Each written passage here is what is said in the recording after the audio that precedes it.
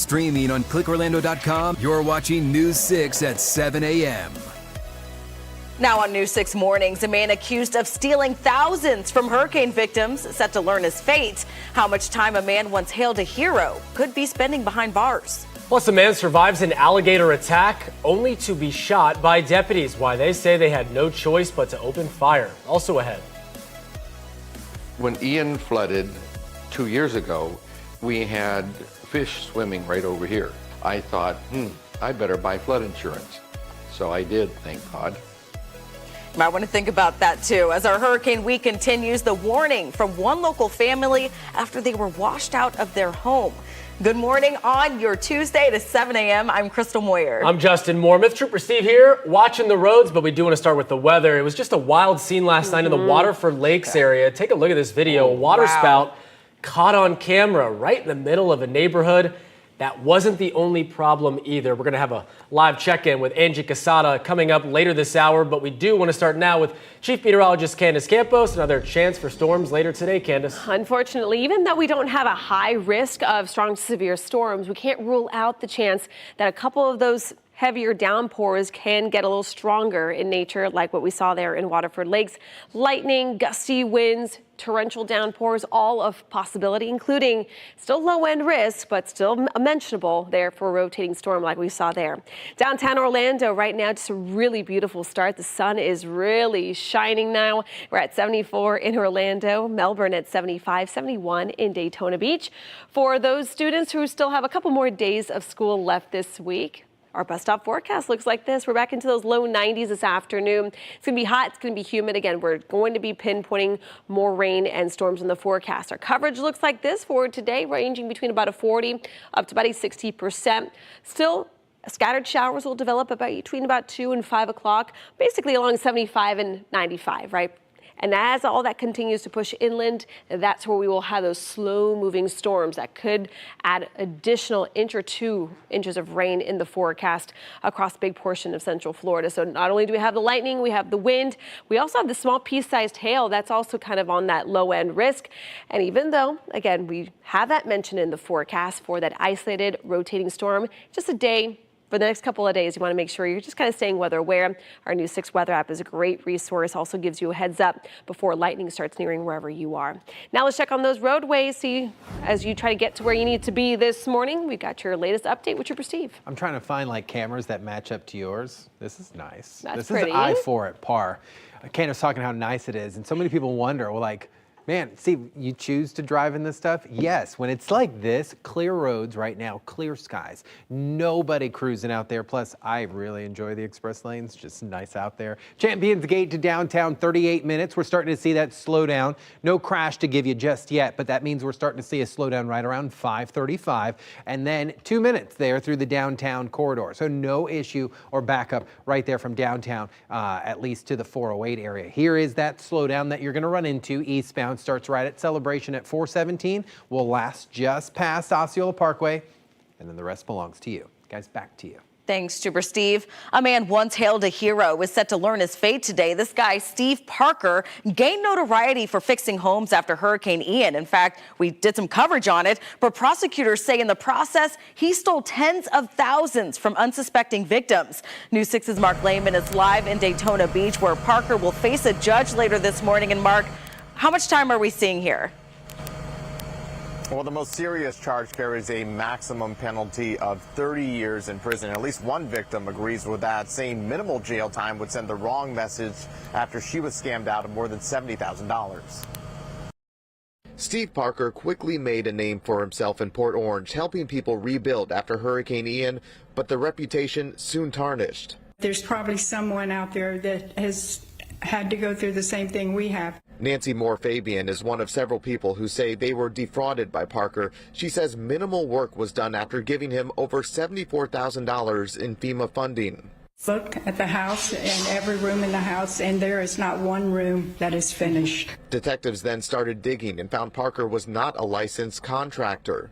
When we researched the general contractor's license, it did come back to a Stephen Parker, but a different Stephen Parker in Southwest Florida. But this Steve Parker was praised as a hero by city officials after fixing up seniors' homes, allegedly with his own money. News 6 even featured him for those efforts. Less than a year later, he was arrested. Parker eventually pleaded no contest to 12 felony counts, which were connected to 7 cases of scamming hurricane victims.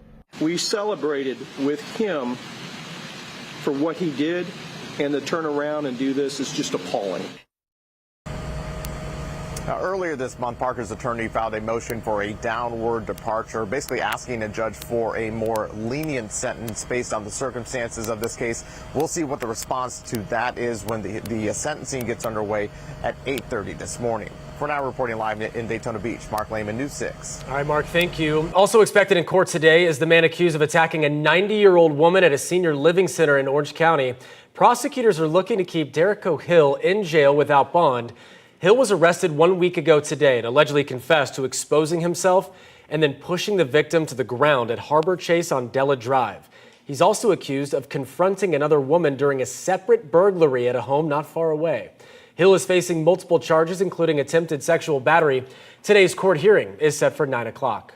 We're expecting an update from DeLand police today after a weekend shooting over a bar bill ended with a man arrested on attempted murder charges. That suspect, Calvin Gilbert, was denied bond during his first court appearance yesterday. Police say he got into a fight with another man over a $5 beer early Saturday at McCabe's Bar on North Amelia Avenue, then shot him. The victim ducked at the last minute, was not hurt. The bar, though, is the same spot where less than a month ago a man was killed and a bartender hurt after another shooting. The suspect in that case is also locked up without bond. Now to a wild scene in Polk County after a man survives an alligator attack before being shot and killed by deputies. This all unfolded yesterday in Lakeland. Deputies say 42-year-old Timothy Schultz went into an alligator-infested lake after he was seen acting strangely in a nearby store. He ended up getting bitten in the arm, but after getting out of the water, deputies say he ran at them with garden shears and then got into a running patrol vehicle and tried to grab one of the guns that was inside. That's when the sheriff says deputies were forced to open fire. You're not going to point garden shears at our deputies. You're not going to break into the car and try to get their rifles. You're not going to assault feloniously our deputies. You're just not going to do that. And if you do, we're going to shoot you. Deputies say they initially tried to use a taser on Schultz, but it had no effect. He has a long criminal history, including several arrests for drugs. How would you react if your airport driver picking you up got out of his car and left his gun on the floor? Well, this morning, we're getting an eye-opening look at one tense encounter with Orlando police. Take a look. Officers have been cracking down on drivers who are not properly permitted making pickups at the airport.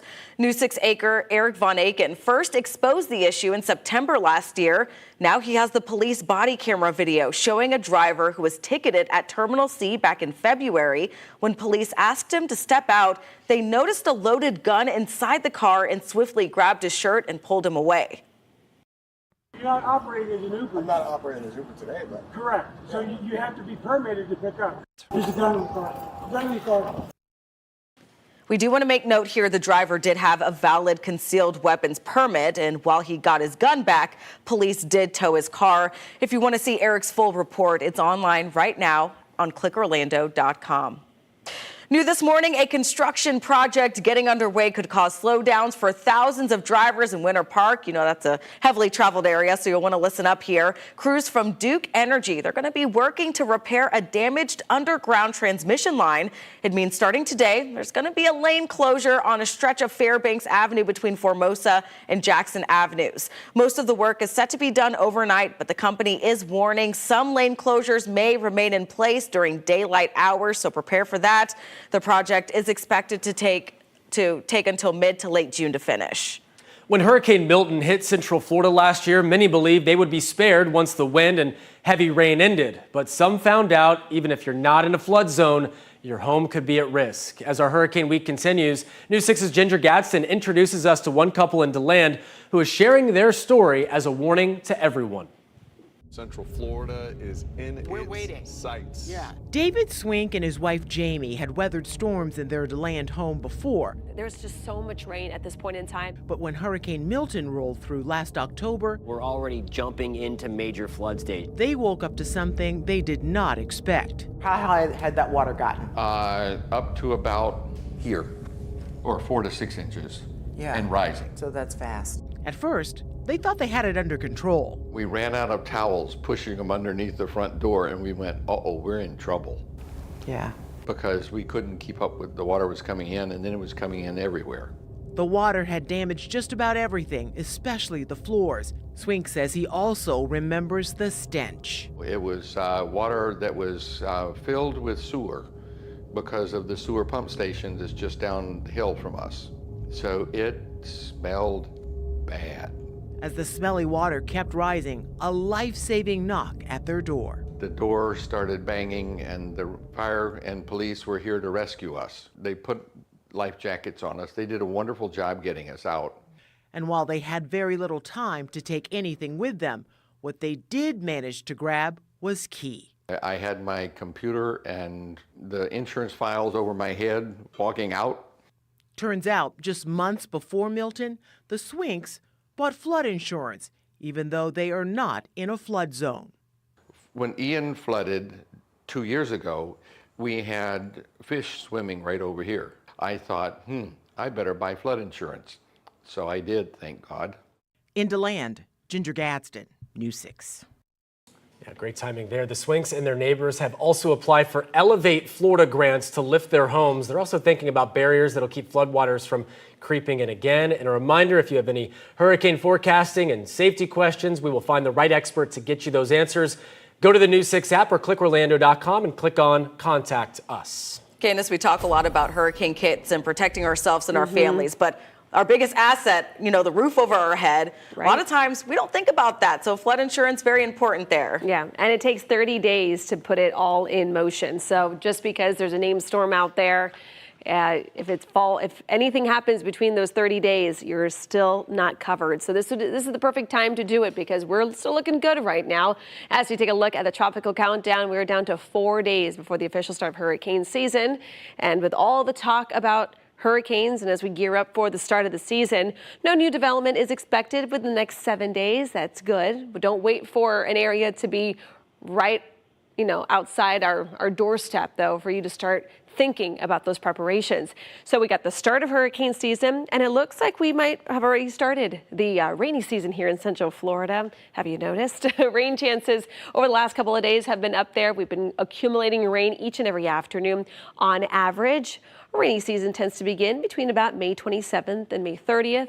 You have no idea how happy I am to see when rainy season actually starts on time, because that is really good news for us here in Central Florida. Really starts bringing down that fire danger that we've been dealing with for the past few months. Now, rain chances again on the uptick over the next couple of days. The only problem is that some of these storms could pack a bit of a punch. We're talking about gusty winds, heavy rain, even the potential for a rotating storm, as we saw a little earlier, talking about that water spout. So, of course, we're going to continue to watch this, making sure you're staying weather aware, because that's the best thing to do as we prepare for rainy season, hurricane season. Interesting fact, though, is you can use all the canned foods and flashlights and all that stuff all year round, no matter what kind of weather impacts us. Looking at our highs this afternoon, we're in those low 90s, feeling like the triple digits, though. We'll have more details on the timing of today's rain and a look at something in the tropics that could be impacting us this weekend. It's not a wave or it's not rain, it's dust. I'll have more on that coming up in just a little bit. I don't like to tease when it comes to tropics. All right, now let's check on those roadways. It's Trooper Steve. He's got your News 6 traffic update. But she'll tease you with everything else, like some dust headed our way. Hey, it's going to make for some pretty sunrise and sunsets. And the allergies, and yay, she leaves out that far, right? Eastbound I-4 out by Champions Gate. This is the 58-mile marker. Starting to see some slowdowns this morning. But hey, you got a beautiful sunrise out in the distance. Just make sure you drop that sun visor a little bit, extend that following distance so we don't have a crash out there. And then you blame it on the sun. From Champions Gate to downtown, we went down a few minutes. We were up a little bit here, 34 minutes. So that's not a bad drive time if you're asking me. If you're cruising out there, no big slowdown, only out by the attractions, and it's really not that bad for 7:15 in the morning. Guys, back to you.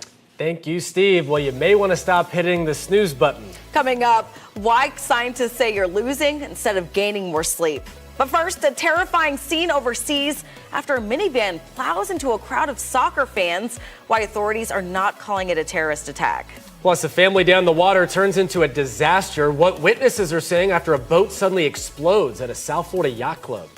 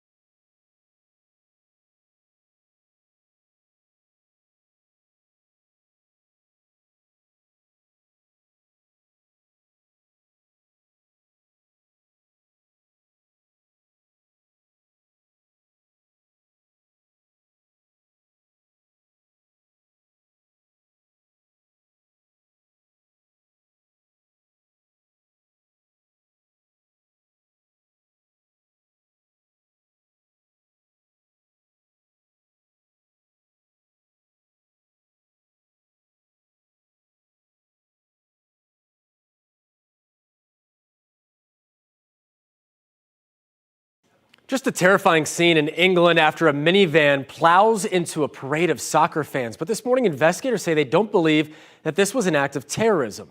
It happened while fans were celebrating Liverpool's Premier League victory Monday night. Authorities say 27 people were taken to the hospital, with 2 suffering serious injuries. Another 20 treated at the scene. A 53-year-old British man believed to be the driver was arrested at the scene, but police are not saying how he made it onto the parade route. I know that people will understandably be concerned by what has happened tonight. What I can tell you is that we believe this to be an isolated incident, and we are not currently looking for anyone else in relation to it. At least 4 children were among those hurt. UK Prime Minister Keir Starmer called the incident, quote, appalling, and thanked emergency personnel for their swift response. New this morning, 3 more inmates who escaped a New Orleans jail in a historic jailbreak are now back in police custody. Monday, Linton Van Buren was detained in Baton Rouge, Louisiana. Police say he was found sitting on a bench near a department store. Leo Tate and Jermaine Donald were captured in Texas. Police say the pair led authorities on a high-speed chase through the Huntsville, Texas area. And this morning, 2 inmates remain on the run. Antoine Massey and Derek Groves. Both are considered the masterminds behind the May 16th jailbreak. One family's Memorial Day on a boat turned into disaster after a sudden explosion. 11 people were injured, including 2 kids. This happened yesterday at a yacht club in Fort Lauderdale. Witnesses say the boat was in a sandbar when the blast happened. He was saying, save me. Please don't let me die. I'm so hot. I need water. It's still unclear what caused the fire as multiple agencies work together to investigate. New this morning, a new study reveals that you might want to stop hitting the snooze button. The average snoozer tallies in an extra 11 minutes in bed after their first alarm goes off. However, that isn't usually quality sleep, and those minutes can add up to about a night's worth of sleep loss per month. All right, so what can you do to avoid hitting snooze? Well, you can set the first alarm as late as possible. And then you can also change your bedtime by no more than 30 minutes per night. Or maybe not work the morning shift. I don't know. I'll hit snooze anytime. A contract says otherwise. Here's the thing. I mean, look at you're talking about your alarms earlier, Steve. Yeah. Mine, I've got 1:20 up. 2:30, That's almost your problem. time. 1:20? You don't need to be up at that hour. Because it gets me out of the deep sleep. No. And then I go back to sleep. Girl. I have you closed your eyes at 2:45. Uh-oh should be 1:20. Why the heck are you waking up that early? Because I don't want to be in a deep sleep. That's interesting. It works for me. Whatever works All for right. you. I guess. Sure. That's a rough one. I guess. That's a rough one, Crystal. That hurts. Yeah, that's even earlier than me. And All you're right. here at, you get here at what time? Like around the 3. So it's fine. Listen, but guess I'm what? just not going to say anything, you know? But I have the afternoon. We all do. And We all do. Unless your day has more hours than mine. No, I haven't figured that one out yet. Have you seen? I remember back in the day, and some people might have this. If you do, I want to know. It's like an alarm clock that hops off the nightstand, and then it like jumps around. You literally have to wake up and catch it to turn it on. That's smart. I like that. It gives you like a countdown. If not, it leaps off the counter. Yeah, that's what it is. So you have like 20 seconds to answer it. to If answer not, it. That's a good one. That's a good one. And my husband, who's a firefighter, who's used to waking up at all hours of the day with different tones, can sleep right through my alarms, right? So it's just funny. All right, let's talk about the weather forecast. The summer heat's going to be sticking around all across Central Florida. We're going to continue to see those sea breezes. They're going to continue to come together each and every afternoon, starting at about 2, 3 o'clock, lingering till about sundown. That's going to be the story. Copy paste for the next couple of days. So make sure you have your raincoat or your umbrella handy, because you know that the rain is going to impact you at the most inconvenient times. So just know that. And then as we talk about the tropics, I did a little tease earlier in the show, which I basically told you what was coming this weekend, but some Saharan dust. We'll be tapping into some of that. I'll explain what that means for your weather forecast in just a bit. All right, temperatures out the door right now. It's muggy. It's air that you can wear out there. You know the gist. Temperatures in the mid-70s. Into the afternoon as we take it here hour by hour. Above average once again. You're going to be feeling that heat. You're going to be feeling that humidity with those feels-like temperatures once again closing in on those triple digits. After we deal with the heat, we're going to be dodging the rain once again along 95, so communities along our coastline and our western zone. So basically 75 and 95. That's going to be your best shot for rain between about 2 and about 5 o'clock. And then those sea breezes come together. They zipper right across our interior zones, kind of a little erratic in their movements, but do expect some slow-moving storms. Most of it will be tapering off as the sun goes down, and then rinse and repeat weather forecasts. Then we talk about some Saharan dust. We're going to start tapping into it. A little bit of it this weekend, but notice this big plume that modeling is picking up. If we do tap into that by Tuesday and Wednesday, that's going to be bringing some really vibrant sunrise and sunset. So your Saharan dust outlook clear for the next couple of days, kind of in that middle ground by the weekend, and we'll see our best shot for some of that Saharan dust the first of the year by early next week. Again, that light scatters, so do expect some really nice orange and red sunrise and sunsets again by next week. Now let's check on those roadways with Trooper Steve. He's got your News 6 traffic update.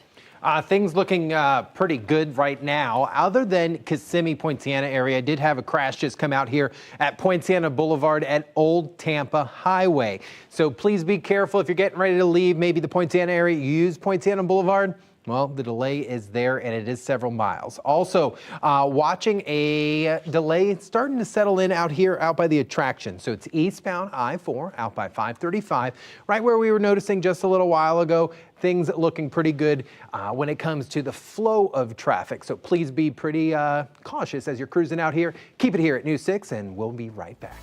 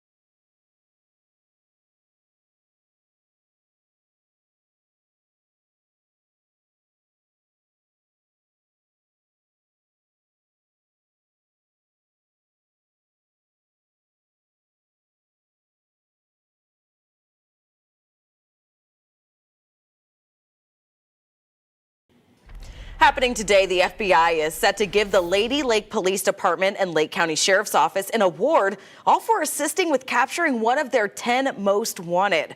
Back in January, Donald Fields II was taken into custody after a routine traffic stop by Lady Lake Police.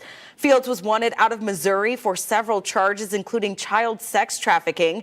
The award ceremony gets underway at 4 this afternoon at the Lady Lake Town Hall Commission chambers. Well, music's biggest stars turned out for the 51st American Music Awards last night in Las Vegas. While big awards were handed out, the live performances really took center stage. Host Jennifer Lopez kicked everything off with a song and dance medley of 23 songs by the show's various nominees. Gloria Estefan treated fans to some of her biggest hits, and Janet Jackson also performed on live TV for the first time in 7 years before accepting her Icon Award for her 5 decades in the music industry. Wow. Well, some wild weather causing problems in parts of central Florida. Straight ahead, where a water spout formed just feet from homes, and what to expect in the forecast as many head back to work and to school today. Plus, neighbors speak out in disbelief after a teenager is grazed by a stray bullet.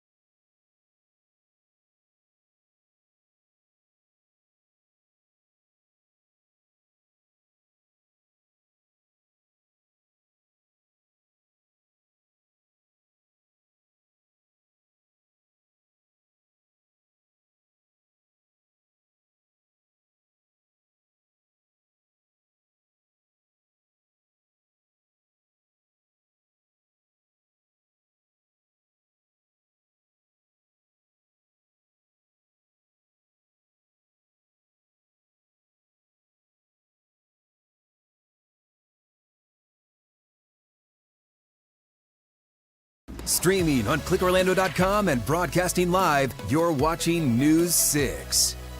Good morning, Central Florida. I'm Chief Meteorologist Candace Campos. It's going to be hot. It's going to be steamy. Temperatures in the low 90s, feeling like the triple digits.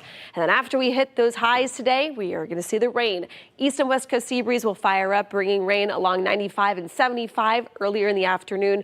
Where they collide is where we will see some of those stronger storms right along I-4 between about 6 as late as about 8 and 9 o'clock. We will see those heavy downpours, gusty winds, all a possibility with that copy and paste kind of forecast though, over the next 7 days. Now let's check on those roadways with Trooper Steve. I do have a crash here at Poinciana Boulevard at Old Tampa Highway. Going to cause you severe northbound delays right now if you're leaving Poinciana. This is north, obviously, of Orange Blossom Trail, so please be careful. We're also seeing delays eastbound I-4 out by 535. We're not at a complete stop just yet, but the delay is there. It's pretty clear out by Champions Gate and 417, running pretty smooth. The news continues next. Remember, get updates on our big stories anytime. ClickOrlando.com. This portion of the news is sponsored by AK Certified Roofing. Streaming on clickorlando.com and broadcasting live, you're watching News 6. The time is now 7:30 on your Tuesday. Let's get a check of our top stories. A man accused of stealing tens of thousands of dollars from hurricane victims in Volusia County is set to be sentenced this morning. Stephen Parker pleaded no contest to charges. He posed as a contractor, then failed to perform work even after getting paid. The man accused of attacking a 90-year-old woman at a senior living center in Dr. Phillips due back in court today. Dorico Hill is facing a long list of charges in multiple cases, including attempted sexual battery. And a wild scene in Waterford Lakes after a waterspout forms right behind several homes. Not far away, a lightning strike started a house fire. Fortunately, no one was hurt. Wow, a lot of you guys sharing this on social media after Candace posted it. But things, they've calmed way down this morning. Take a look at a live camera out at downtown Orlando. Those storms, they're back in the forecast, though. Oh, yeah. This is a great time to get outside and maybe take that morning walk, no doubt. Sure. Let's get a check of the forecast, though, with Chief Meteorologist Candace Campos. You mentioned those storms coming back into the forecast. We're really in the wet season at this point. Yeah, and Justin, we talk about right now is kind of the coolest point of the day, but it's still uncomfortable. 70s with really high humidity, so it's not walking out the door and you're like, oh, this is a nice, cool start to the day. This is that heat and humidity that, Justin, you guys were talking about is going to continue to build and bring that chance for rain and storms back into the forecast. So it's going to be hot. It's hot and steamy all day this afternoon as temperatures will be feeling like the triple digits. We have basically this kind of stalled out front. It's kind of an old boundary that's going to continue to leave those conditions pretty unsettled and warm and even stormy into the afternoon. So the heat is on for the next couple of days. Highs this afternoon, low to mid 90s. Our records are in the triple digits. It will be feeling like the triple digits. Notice that feels like temperatures today, that heat index between 100 to 103 degrees in some locations. So again, it is going to be that hot, steamy kind of weather forecast that Central Florida is known for. But looking here at the radar, weather is not going to be impacting you this morning. So again, if you have things to get done outdoors, you don't have to deal with the crazy heat and the storms, now is the best time to do it. We'll have more details on the timing of the rain and a look at the tropics coming up in just a bit. Now let's check on those roadways with Trooper Steve. He's got your News 6 traffic update. Yeah, for those that are new here to Florida, you might be walking outside going, what is this? It's free. It's a sauna, but it's free moisturizer. Just rub it in. It's going to last here for the next couple months. Not going anywhere. Sorry. Poinciana Boulevard, Old Tampa Highway. Man, there's always a crash here. I've worked my fair share of personally crashes there. I used to live like back over in this area. So northbound, Poinciana, super slow this morning, but look at this. Kissimmee, for the most part, you have all the red zones. You come up a little further north, there's no red spots here. So this is what I say, Kissimmee, I feel for you guys. Cimarron right now, nice and clear, 528, and Orange Avenue with no issues from Belle Isle up towards Pine Castle and through the Edgewood area. You're clear to downtown. Guys, back to you. All right, looking good. Thank you, Steve. Happening today, a man once known in the community for helping storm victims is being sentenced for scamming those same people out of thousands. We have followed Stephen Parker's case closely. There's a look at him, and now nearly 2 years later, his victims are finally getting their day in court. News 6's Mark Lehman has more on what we can expect from today's hearing. One of the first things we may hear this morning is the judge addressing the defense's motion for a downward departure, which is basically asking for a more lenient sentence. That's something Parker's victims would likely oppose, with one saying he deserves decades in prison. In the wake of Hurricane Ian, Steve Parker was hailed as a hero for helping people rebuild from the storm. Now that same man is set to learn his fate after several of those victims discovered he was a fraud. Look at the house and every room in the house, and there is not one room that is finished. Nancy Moore-Fabian says she gave Parker $74,000 in FEMA funds, but minimal work was done. Port Orange police started investigating, finding Parker was not a licensed contractor and was using someone else's license. When we researched the general contractor's license, it did come back to a Stephen Parker, but a different Stephen Parker in Southwest Florida. All of this came to light after Parker was featured on News 6 for helping rebuild a veteran's home, allegedly with his own money. We had a lot of damage where I live, but it's like these people are in a lot worse shape. I mean, luckily we still have a house to go to. A lot of these people couldn't stay in their own homes. About 10 months later, he was arrested. Detectives connecting Parker to 7 cases of fraud where he pleaded no contest to 12 felony counts. Parker's most serious charge carries a maximum penalty of 30 years in prison. Now, several of his victims are expected to give impact statements when the sentencing gets underway at 8:30 this morning. In Daytona Beach, Mark Lehman, News 6. Also developing this morning, take a look at this wild scene out of Waterford Lakes after a waterspout forms over a retention pond right near home. Just incredible video here, and this forced neighbors to run inside for cover, as you might imagine. This happened along Canary Island Court. It wasn't the only problem, though, during last night's storms, with lightning starting a house fire not far away on Blue Water Circle. News 6's Angie Casada joining us now live from the neighborhood. Goes without saying, Angie, this was a dangerous storm.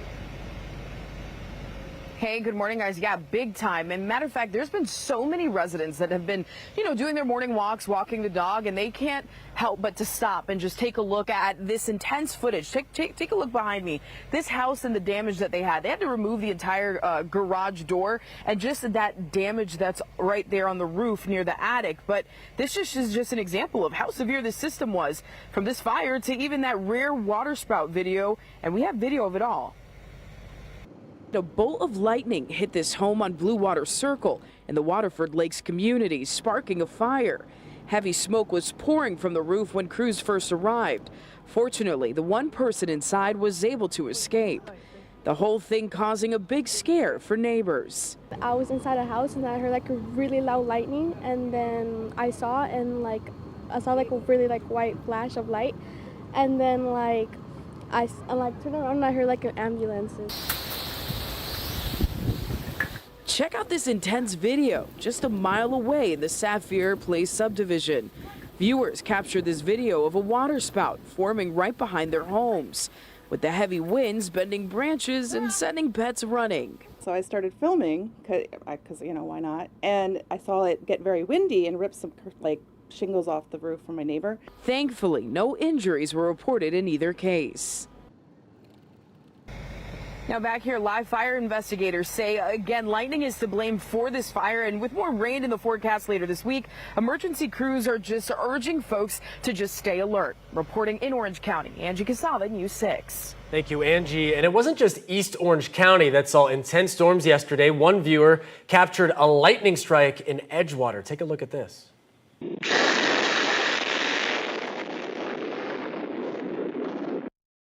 Those afternoon storms really just fire it up. The homeowner says she watched as a bolt hit the tree right in front of her home. It happened while a line of storms moved through Volusia County. Wow.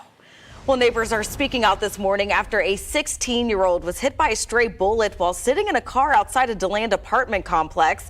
Deputies say he was in the back seat of his family's car when the bullet grazed his head. This photo shows the family's car shot up after they drove by Woodland Boulevard just after midnight Sunday. Deputies say the bullets came from a fight in the parking lot of the apartment complex. Now neighbors say they're worried for their safety. It hurt. It did. It really, really hurt because, we have kids all up and down the street, anywhere from, 18 down to, mine. I have a 4-year-old. Neighbors say detectives have been canvassing the area looking for anyone who may have seen what happened. A $10,000 reward is being offered for information. An update to a deadly crash on I-4 that we brought you yesterday morning. Troopers say it wasn't the rollover that turned deadly. It was what happened after. So FHP says a Kia Forte lost control on the exit ramp at 192. You see it flipped over there. It slammed into a guardrail, went airborne, and then overturned. Troopers say the two people inside initially survived. The driver ran to a hotel for help, but the passenger tried to cross the interstate and was hit and killed. Troopers say they're still trying to piece together the exact timing of all this and are asking anyone with information to come forward. Meanwhile, part of I-95 in Brevard County was shut down for hours yesterday after a crash killed one person, a woman, and injured 3 children. FHP says a pickup truck had a tire blowout, causing the driver to lose control and hit the side of a minivan. Both cars drove off the road and hit a guardrail. Troopers say the driver of the minivan died along the roadway. The children were all taken to the hospital, including an 8-month-old with serious injuries. The pickup driver wasn't seriously hurt and stayed at the scene. Memorial Day weekend is one of the busiest beach weekends of the year, and we rode along with Volusia Beach Safety to see firsthand how crews kept people safe during the holiday. It's a full team effort. Despite big crowds on the sand and in the water, rip current stayed relatively mild. Lifeguards made about 35 rescues this weekend, which is a sharp drop from last year's 300-plus saves. And how many people could each lifeguard have, an eye on? Anywhere from a couple hundred to we've had areas, especially when you get into the no-drive zone. We have some of these bigger pop-up events. You could have 2,000 or 3,000 people. Beach Safety had 128 guards on shift, dozens of patrol trucks like the one News 6's Molly Reed got to ride in, plus ATVs and boats monitoring the coastline. And today, Volusia County is hosting a beach cleanup at Winter Haven Park in Ponce Inlet to clear, that leftover litter from the holiday weekend and those visitors. It runs from 8 until 10 a.m. Gloves and trash bags will be provided. All right, let's take you to the beach right now. Chief Meteorologist Candace Campos has a live look. I mean, it is just serene. It's so peaceful out there. And it's not surprising when you hear about, those rip current numbers being way lower when you look at the surf and what it looks like today. Yeah, I mean, at the end of the day, our rip current is still kind of that moderate range, but low for this time of the year. So that's certainly some good news. We would always say, though, still swim by a lifeguard, because just because the waters look calm doesn't mean that there's no pool back out into the waters. Daytona Beach, though, looking beautiful. Barely any clouds overhead, just nice sunny skies. The surf is nice and light. Right now we're at 71 in Daytona Beach. A touch warmer the further inland we go. So let's look at the beach forecast for those who maybe school is over, or maybe you're taking a longer holiday weekend. 91 will be our high this afternoon along our beaches. Again, moderate risk of rip currents for boaters. Seas are going to be less than about 1 to 2 feet. So bay is going to be a light chop, looking good. Rain chances out there this afternoon. Things are going to once again fuel from east to west. All that sea breeze interaction will come together right along the I-4 corridor. We'll have more of the timing and those impacts, what you can expect for this afternoon coming up in just a little bit. Now let's check on those roadways with Trooper Steve. He's got your News 6 traffic update. All right, there are a few spotty crashes throughout Central Florida, but this is the only one that's currently reported, at least that's publicly reported, with some roadblock. It's going to be Poinciana Boulevard at Old Tampa Highway in the northbound direction. Outside of that, not too bad. 528 by the airport looks good, but there are 2 crashes westbound I-4, one in Volusia, one in Seminole here. None blocking lanes, but we already know when the lights start flashing. We see this. This is the 100-mile marker here, right around Lake Mary Boulevard. Please be careful as you're headed westbound this morning. Now, today, out on patrol, we're going to be talking about encountering wildlife out on the roadway. Happens a lot at night, sometimes during the daytimes. Things to avoid, things to know. Join me today at 10. Guys, back to you. Thank you, Steve. Coming up, temporary protected status for Venezuelans is about to end, which would leave hundreds of thousands in limbo. How one UCF grad is suing to stop it. First, though, are you seeing more golf carts in traffic? Trooper Steve will break down why more drivers in one local city are trading in their cars for carts and the rules you have to follow if you plan to join them.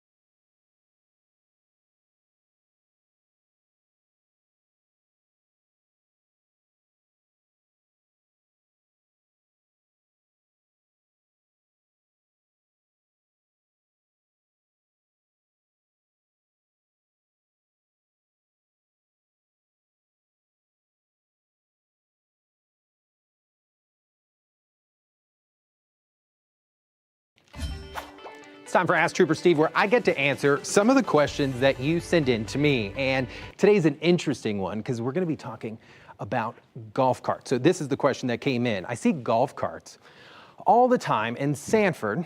What are the rules with this? And can anyone just truly right around. So if you've been cruising through the streets of Sanford lately and spotted golf carts rolling along with traffic, well, you're not seeing things, and this has actually been going on for quite some time.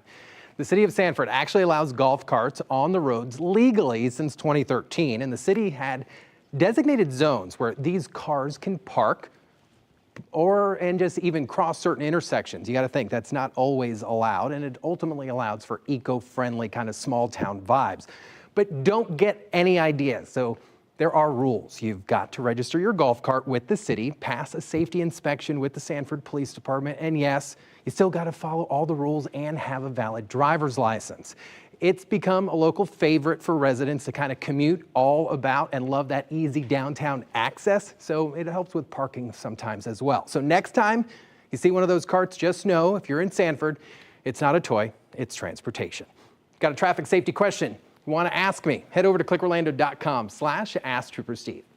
Well, the clock is ticking for thousands of Venezuelans living in Florida. The Trump administration is pushing to remove their temporary protected status, or TPS, and one UCF grad took the fight to federal court, but a decision from the nation's highest court has her and hundreds of thousands of others in limbo. News 6's Stephanie Rodriguez joining us now live. And Stephanie, we're already seeing the ripple effects across the area.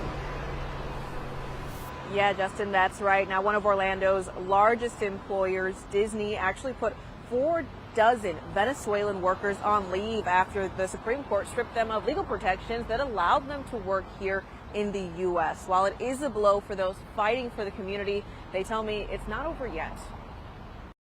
In February, Cecilia Gonzalez joined a lawsuit to try to stop the Trump administration from repealing TPS for about 600,000 Venezuelans, including herself. They did not follow administrative procedure. Temporary Protected Status, or TPS, is a designation given to people fleeing political instability, genocide, or war. Since 2021, Venezuelans have been protected by TPS. But recently, the Supreme Court cleared the way for the Trump administration to end that. Being quite honest, it is devastating. Getting these protections for Venezuelans was a fight that started right here in Orlando. Casa de Venezuela, an advocacy group, was involved from the beginning until it was granted in 2021. Despite this setback, the founder tells me they're not giving up. We're not going to do nothing against law, but we're ready to fight for it. No matter what the field is, we're going to be fighting for. On X, Homeland Security called the decision a win for the American people and the safety of our communities. But Diaz disagrees with that assertion. The condition to approve a TPS or approve a humanitarian parole was to do a screen background check. As people are left in limbo, Gonzalez says they won't stop trying to reinstate TPS or to find a real path to citizenship. We understand that TPS was always meant to be temporary, and we do need to find comprehensive, long-lasting immigration solutions. Now, right now, Gonzalez, the ACLU, and their team of lawyers are looking at their options in lower court to try to help those people who are now at risk of deportation, those 600,000 Venezuelans impacted by TPS. Reporting in Orlando, Stephanie Rodriguez, News 6. All right, Stephanie, thank you. A Panama City charter boat captain has been sentenced to 1 month in jail for poisoning and shooting dolphins. Zachary Barfield admitted to using pesticide, poison bait, and a shotgun to target dolphins that were eating his client's fish. In all, authorities say he poisoned between 24 and 70 dolphins, shot and killed at least one of them, and even fired his shotgun in front of kids. Barfield pled guilty to 3 charges in February and was fined more than $50,000. SpaceX could be just hours away from the latest test flight of its massive Starship rocket. It's set to launch from Texas around 7:30 tonight our time. The last 2 tests have ended in dramatic explosion, though. This flight will test new upgrades to the rocket and a new way to control the Super Heavy booster's return. Unlike before, the booster won't be caught. It will land in the Gulf, and if it happens, you can watch it live right here on clickorlando.com and the News 6 Plus app. It's fast, it's dangerous, and it's all for a wheel of cheese. Check out these brave souls tackling an insanely steep hill in the world-famous Cooper's Hill cheese rolling race in England. The goal here is rather simple. Chase a 9-pound wheel of cheese down a 200-yard grassy slope and then hope you don't break a bone. The cheese gets a head start, so it's pretty impossible to catch it. So the first person to cross the finish steep line that is. wins each race. Yeah, it's way too steep. And I feel, yep, there we go, getting carried off. Oh, look at the knee. The knee. Do they get like medical assistance if you win too? I think they have to sign several waivers. It also looks like wet and muddy too. So the idea of a knee collapsing the opposite, and just like that. I'm surprised no engineers have figured out like, you know, a human like what? Like I don't know, like some suit, like a rolling suit. Maybe it's not allowed. They're not allowed. Right. There's a helmet. Own two legs. I saw there's a helmet. Do they get like a piece of cheese or some meal? What do you get? They get to be featured in on News 6. Orlando News. That's their parting gift. This is all You it made took. it big time, guys. All right, let's talk about the weather forecast. But again, Those storms are going to be rolling. Yeah, there you go. That's a good one. I mean, it's not That's all going I to be. got today, Steve. That's all I got. It only took her 3 hours to come up with that one. Just kidding. No, it was good. I didn't think about it, so I'm just salty. All right, let's talk about the weather forecast for today. Temperatures, once again, will be feeling like the triple digits. Our actual temperatures, though, still running above average, low 90s. So it's certainly feeling, looking, smelling like, not cheese, but summer across central Florida. We got the sea breezes that once again will form on both coasts, pushing inland where they meet and collide where we will have the strongest storms this afternoon. And speaking of storms, nothing out there in the tropics to have to worry about. We're tracking a couple little tropical waves there at the bottom of your screen, but we have tropical waves. They are out there. Some of them don't develop into anything. Some eventually do, but right now we have so much Saharan dust encompassing the majority of the tropical Atlantic. It's really suppressing any real tropical activity. But hurricane season starts in 4 days on Sunday. Temperatures out the door right now. We're in those mid to upper 70s. We're going to continue to heat up into the 80s within the next hour or so, and then into the 90s we go, folks. We're up to 93 degrees this afternoon. We're going to have a little rain in the first half of the day as temperatures heat up to 100, at least feels like, to 100 degrees, and then the rain and storms will start to develop. So again, the rain chances for this afternoon, if you have afternoon plans, carpool, summer camps, I know those are already starting up in some counties. We're going to be dealing with some of that rain and storms later on in the day. So we're lining up along 75 and 95. That's kind of the starting point by about 2, 3 o'clock. Then all that action will be pushing inland. So up and down the I-4 corridor, we will have some of those late day scattered showers and thunderstorms, very slow moving. And then eventually, the west coast sea breeze looks to push most of the activity back out towards the coastline, and then we'll see those rain chances drop off as the sun goes down. So just like yesterday, although we don't have a big severe weather risk, we can't completely rule it out. So making sure you have ways of being notified in case lightning or anything stronger develops near your area. Flooding, though, will once again be an issue as those slow-moving storms could dump another round of some heavy rain. And as your result to their full 7-day forecast, a lot more rain is in the forecast throughout the rest of the week and into weekend, where officially hurricane season begins. Now let's check on those roadways with Trooper Steve. All right, we are so slow right now. Westbound I-4 out here by Lake Mary Boulevard. You can see we've got 2 vehicles off to the side right now. This is one of the crashes that are not blocking any other travel lanes, but anytime we have something there out on the shoulder, just be careful. So westbound I-4 at the 99, crash on the shoulder there. Please merge properly. A lot of you guys slide into this merge lane like it's a passing lane, just so you can get like a couple extra feet and you cause major slowdowns. Be careful. Westbound 408 up to speed this morning. Slowdowns just now starting right around Mills. Guys, back to you. All right, thank you, Steve. 7:53, a solemn salute as communities gather to honor those who made the ultimate sacrifice. Coming up, see how Central Florida came together to remember our fallen heroes this Memorial Day.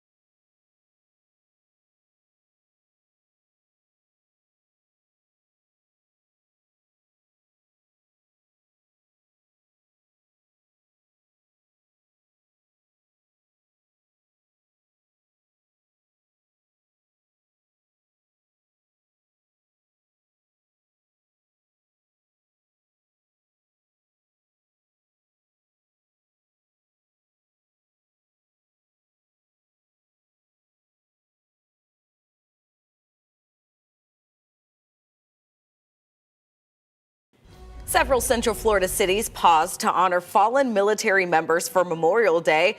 In Orange County, Mayor Jerry Demings joined the Veterans Advisory Council for its annual War Memorial commemoration. The hour-long ceremony honored local service members who died in combat or while serving our country. Meanwhile, in Sanford, honor guards led a flag procession through Veterans Memorial Park, where restored military vehicles lined the Park Avenue alongside fire and police units. Volunteers placed small flags next to the names of fallen soldiers. Candace? And temperatures out the door right now, we're in those mid to upper 70s. We'll continue to climb to the low 90s this afternoon. Feels like temperatures once again back into those triple digits.